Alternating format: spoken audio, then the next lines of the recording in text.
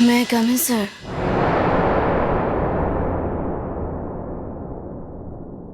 আসুন আসুন, স্যার বলছেন কি আপনি আমাকে? না না, আপনি তো স্যারই। আরে আপনি তো আমার একটা খবর দিতে পারতেন ম্যাডাম, যদি কোনো দরকার হয়।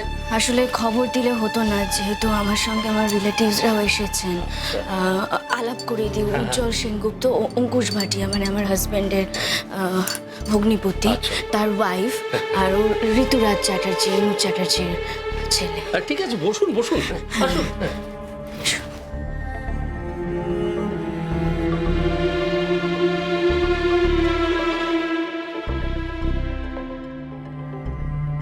হ্যাঁ বলুন, how can I help you? Sir, Ankush ভাটিয়াকে খুঁজে পাওয়া যাচ্ছে না। হ্যাঁ, সে কি? এখানে একটা ইন্টারেস্টিং স্টোরি আছে স্যার। হ্যাঁ মানে সেটা জানতে পারলে আপনার হয়তো খুঁজতে সুবিধে হতো। হ্যাঁ, কি বলুন তো? স্যার, ওকে যেভাবেই হোক খুঁজে বের করতে হবে। অনেক আশা নিয়ে আমি আপনার কাছে এসেছি স্যার। সবার আগে যেটা করতে হবে, আপনাদের ট্র্যাকারটা অন করে ওর মোবাইলটাকে ট্র্যাক করার ব্যবস্থা করতে হবে। হ্যাঁ, সকাল থেকে ওর ফোনটা অফই বলছে, কিন্তু কোনো না কোনো সময় ও ফোনটা তো ঠিকই অন করবে, তাই না স্যার? কেন ওরকম করলেন উনি? এত কিছুর পরেও এইভাবে ছেড়ে চলে গেলেন আপনাকে? এত কিছুর পরেও ও ছেড়ে চলে গেল, কিন্তু ও যেতে বাধ্য হয়েছে। ব্যাপারটা ঠিক কিরকম? কোনো থ্রেড ছিল? হ্যাঁ, থ্রেড ছিল, তবে আপনি যে অঞ্চল থেকে থ্রেডটা আসার কথা বলছেন, সেই অঞ্চল থেকে কোনো রকম কোনো থ্রেড আসেনি। সবাই এটাই ধরে নেবে আমার দাদা একজন অপরাধী। অপরাধ জগৎ থেকে থ্রেট ছিল। অপরাধ জগৎ থেকে থ্রেট থাকবে কেন? আর থাকলেও সেটা উনি ইগনোর করতেন। না না, ও নিজের জন্য না, অনেক সময় পরিবারের লোকের কথা বলেও তো ওরা অনেক কিছু করে, আর সেক্ষেত্রে মানুষের মন দুর্বল হয়ে যায়। আপনারা যদি আগে একটু যোগাযোগ করতেন। দেখুন, এইটুকু বোঝার মতো বুদ্ধি অঙ্কুশ স্যারের নিশ্চয়ই আছে, কিন্তু সেটা ঘটনা নয়। ঘটনা হচ্ছে আমরা সবাই শিওর যে ওনাকে চলে যাওয়ার জন্য কেউ ইনস্টিগেট করেছে। How funny! কেউ ওকে ইনস্টিগেট করলো আর উনি ওনার স্ত্রী পরিবার ছেড়ে চলে যাবেন? এটা কি করে সম্ভব? বাধ্য হয় অনেক সময় মানুষ, কি করা যাবে?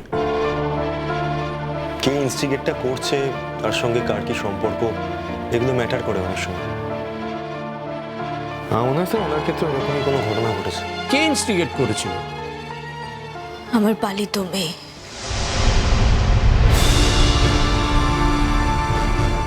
ও মাই গড! এটা কি করে জানা গেল? সে কি স্বীকার করেছে?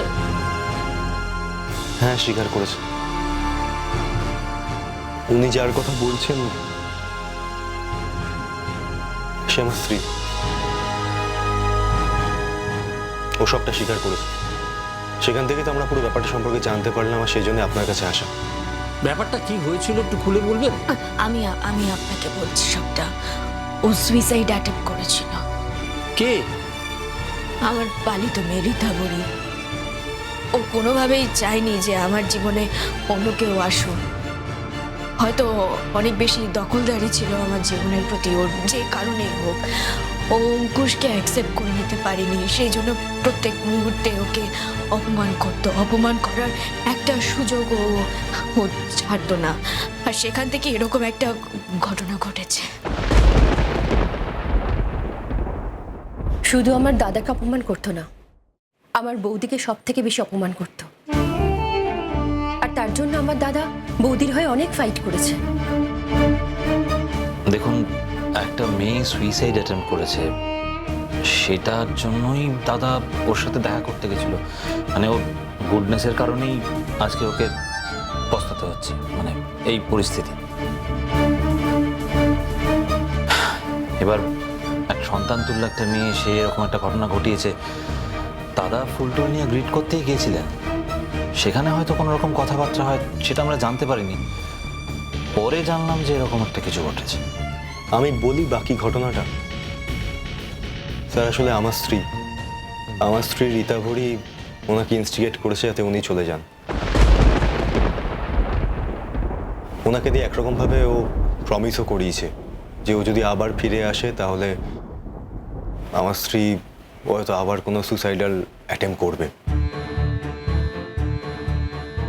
এবার বলুন তো আপনি, যে কোনো ভদ্রলোক যদি এটা জানতে পারে কেউ কি কারো জীবনহানির কারণ হতে চায়, ওনার ক্ষেত্রেও তাই হয়েছে।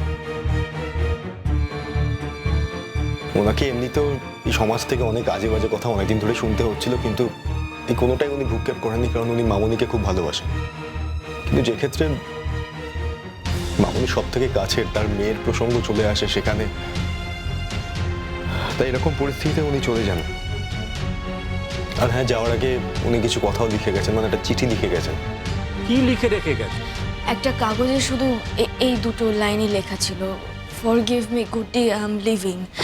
আর কিচ্ছু লেখা নেই, কিছু বলেও যায়নি, কিচ্ছু না। তারপর সারাটা দিন কেটে গেল, ফোনে পাচ্ছি না, ফোনটা অফ করে রেখেছে। আমি বলছি কি স্যার, কোনো না কোনো সময় তো ফোনটা অন করবে ঠিকই, আপনারা যদি আপনাদের ট্র্যাকারটা অন করে রাখেন। শিওর, কিন্তু একজন লোক যদি ইচ্ছে করে চলে গিয়ে থাকে, তো তাহলে আমরা জোর করে তাকে ফেরত আনবো কি করে? আমি জানি না স্যার, আমি কিচ্ছু জানি না। আমি শুধু এটুকু বলতে পারি, যেভাবে হোক অঙ্কুশকে খুঁজে বের করে দিন স্যার।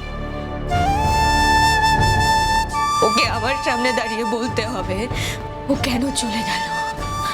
ও যতক্ষণ না পর্যন্ত বলছে ও কেন চলে গেল, ওর কাছে কে বেশি ইম্পর্টেন্ট, আমি নাকি আমার পালিত মেয়ে? আমি ততক্ষণ পর্যন্ত ওর এই যাওয়াটাকে মেনে নিতে পারছি না স্যার। ওকে ওকে একবার আমার মুখোমুখি এনে দাঁড় করান। আমরা সবাই থাকবো, আমরা সবাই বৌদির পাশে আছি। বৌদি একা নেই। দাদা দাদা এরকম একটা কাজ করতেই পারে না। দেখুন, বিয়েটাকে উনি এইভাবে একটা ছেলে মানুষের পর্যায়ে নিয়ে গেলেন। বিয়ে তো আর ছেলে মানুষই নয় না। স্যার, আপনাকে এইটুকু রিকোয়েস্ট করছি যে আপনাদের সমস্ত ক্ষমতা লাগে ওনাকে একবার খুঁজে বার করে দিন। তারপরটা আমরা বুঝে নেবো স্যার, আমরা তারপরটা বুঝে নেবো, প্লিজ।